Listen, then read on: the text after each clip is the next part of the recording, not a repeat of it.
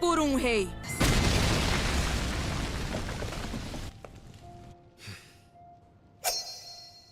Onde quer que pisemos, haverá uma estrada à nossa frente. How? Um rei nunca hesita. Um rei nunca se curva. Um rei nunca depende dos outros. E um rei nunca desiste. How?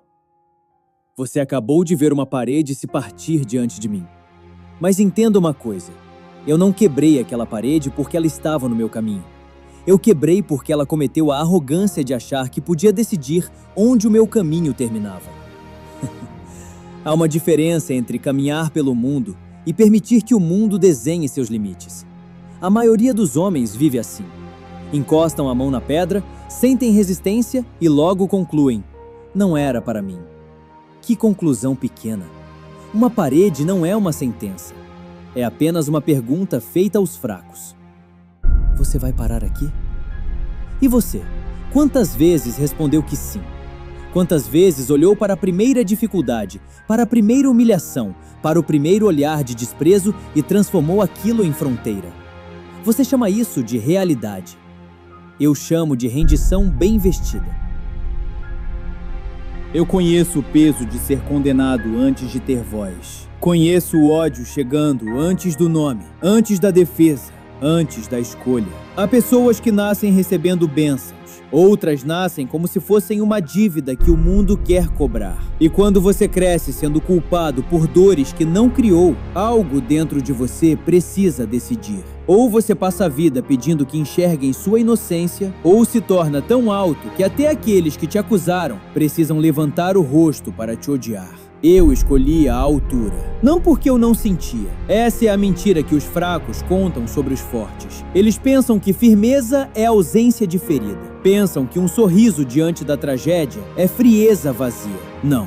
Às vezes o sorriso é a última muralha de um homem que se recusou a entregar seu rosto ao sofrimento. Eu senti, eu vi, eu carreguei. E justamente por sentir demais, precisei me tornar absoluto. Porque se eu permitisse que cada dor me governasse, eu seria apenas mais um ajoelhado diante do mundo. Você ainda faz o contrário. Você deixa sua ferida sentar no trono. Ela fala e você obedece. Ela diz que você sofreu demais para tentar de novo. Você acredita. Ela diz que ninguém te valorizou, então você tem direito de diminuir sua própria vida. Você aceita. Ela diz que o mundo foi injusto, então agora você pode viver pela metade e chamar isso de proteção. Não, isso não é proteção. É uma prisão com o seu nome escrito na porta. Você não está descansando, está se acostumando com o menos. E esse é o perigo verdadeiro. Não é cair, não é perder, não é ser odiado. O perigo é quando a sua alma começa a negociar com uma versão inferior de você mesmo e diz: talvez isso baste. Basta? Olhe para mim e diga se basta. Basta ser apenas mais um? Basta ser tolerado em vez de respeitado? Basta carregar ambição no peito e viver como se tivesse vergonha dela? Você não teme a dor. A dor você já conhece. O que você teme é admitir que quer grandeza. Porque no momento em que admite, toda desculpa começa a morrer. A ambição tem um peso que poucos suportam. Ela não é brilho, não é aplauso, não é sonho bonito colocado na boca para parecer forte. A ambição verdadeira é uma presença silenciosa atrás dos seus olhos. Ela observa suas escolhas pequenas, observa suas distrações. Observa quando você finge que está cansado, mas na verdade está fugindo da cobrança de ser maior. Ela não grita, ela pergunta: é este o homem que você decidiu ser? E essa pergunta te persegue porque alguma parte sua sabe a resposta. Sabe que você não nasceu para caber em lugares estreitos. Sabe que há uma diferença entre humildade e amputação. Sabe que muitos chamam de paz aquilo que no fundo é só medo de tentar ocupar espaço. Eu não desprezo a humildade. Um rei pode andar em silêncio, pode ouvir, pode observar, pode esperar.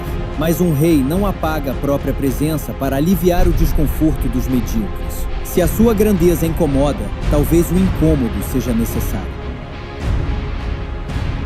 Você acha que uma coroa nasce limpa? Não. Tudo que governa de verdade passou pelo fogo de alguma perda. Toda autoridade real tem marcas que não aparecem em cerimônias. Há noites que ninguém viu. Há culpas injustas. Há ódios antigos. Há memórias que tentam puxar sua cabeça para baixo quando ninguém está olhando. Mas é ali que um homem é dividido.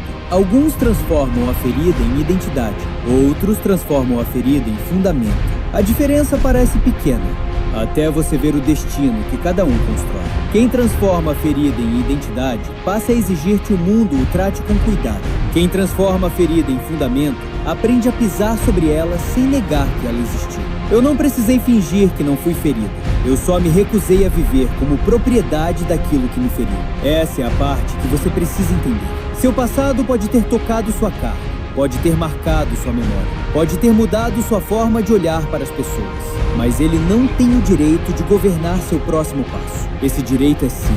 E se você entrega isso, não foi o passado que venceu, foi você que abdicou. Há homens que passam a vida esperando reparação.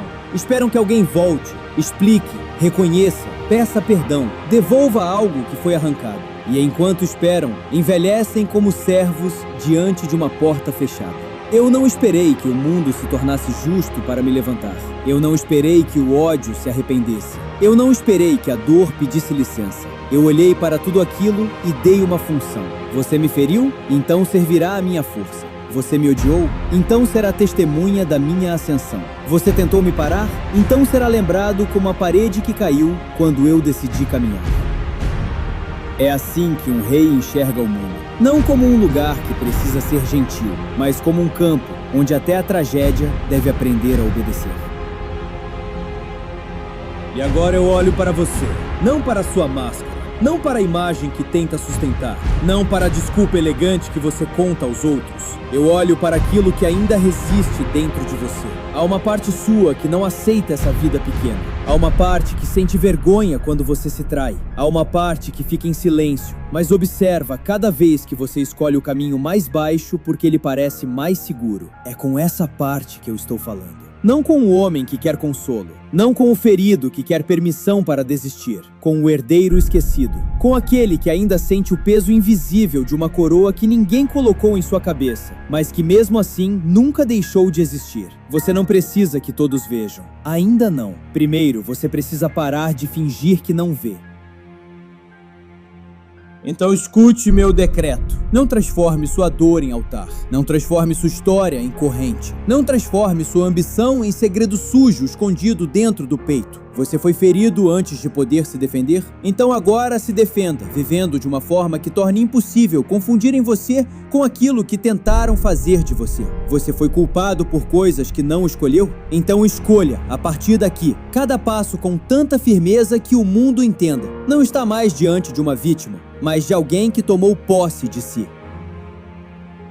Você não nasceu para fugir da dor. Nasceu para transformá-la em trono. Mas não um trono de vaidade vazia. Um trono de presença, de postura, de domínio sobre si. De silêncio quando o mundo espera desespero. De sorriso quando a tragédia imagina que venceu. Porque um rei não se explica para a parede. Um rei atravessa. Um rei não implora que o caminho apareça. Ele caminha. E o caminho passa a existir.